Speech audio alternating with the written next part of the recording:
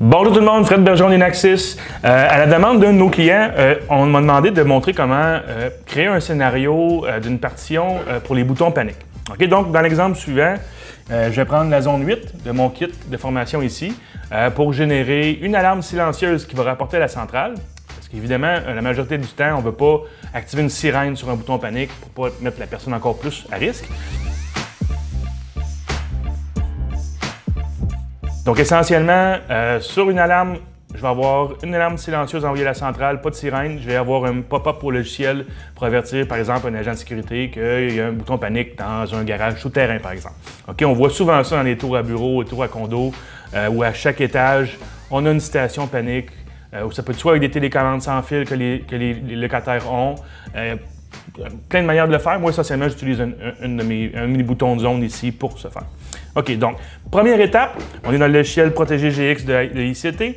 Ce que j'ai fait, c'est que j'ai créé une partition que j'ai appelée bouton panique. OK? Essentiellement, dans la configuration, j'ai enlevé le délai de sortie, je l'ai mis à 5 secondes seulement. J'ai mis un réarmement de partition à 2 minutes, comme ça, si quelqu'un par erreur désarme la partition au complet, incluant 24 heures, en dedans de 2 minutes, elle va se réarmer. OK? Ici, dans les options, j'ai coché le réarmement activé pour que si on désarme, ça se réarme tout seul. Et puis les options pour signaler à la centrale l'armement, désarmement et les contournements de zone, etc. OK? Fait que ça, c'est pour la partition ici. OK? Donc, quand vous allez faire ça, on sauvegarde, le téléchargement va se faire. Pendant ce temps-là, je vais vous montrer que j'ai dû faire aussi un type d'entrée que j'ai appelé les alarmes de panique. OK? Ici, c'est important de prendre le code personnalisé 12 qui est pour alarme de panique. Sinon, ça va envoyer un code pour une intrusion de zone standard. Mais dans le cas présent, on veut vraiment que la centrale reçoive un code panique qui va être traité évidemment en priorité comparé à d'autres événements moins importants dans le système de la centrale. OK? Ensuite de ça, on va aller prendre la zone 8. Dans les entrées de zone, la zone 8 ici sur mon contrôleur. La panique pour le garage, dans la partition bouton panique. Le type d'entrée, c'est 24 heures panique, celui qu'on vient de regarder à ce moment-là. On sauvegarde. OK? Ensuite, ce que j'ai fait dans les événements, j'ai créé un filtre d'événements pour les boutons panique. On a choisi le type d'événement dans les zones d'entrée, donc zone ouverte.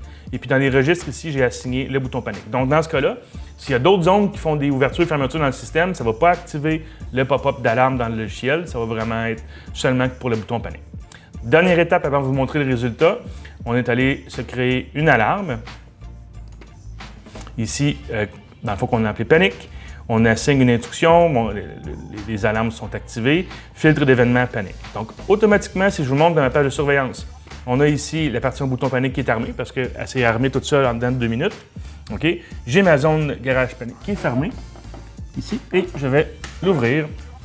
La partition va tomber en alarme, et là, j'ai mon pop-up d'alarme. Je peux maintenant reconnaître l'alarme ici. Je peux dire, par exemple, fausse alarme. Clique OK, ça va enlever l'événement de la liste des alarmes. Et puis là, maintenant, on voit la zone ouverte. On voit que le rapport de contact ID à la centrale a été fait. OK? Petit truc que j'ai oublié de montrer, là, juste pour montrer ça rapidement.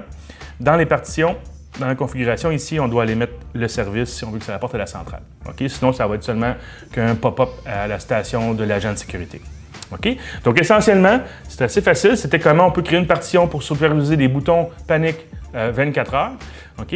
Donc, n'oubliez pas de vous inscrire à notre page. Suivez nos nouveaux vidéos. On en a couramment qui sont mis en ligne. On a plein de tutoriels, plein de vidéos promotionnelles aussi pour nos nouveaux produits. Donc, encore une fois, j'espère que vous avez apprécié la formation aujourd'hui. Mon nom, c'est Frédéric Bergeron de Inaxis. On se revoit bientôt.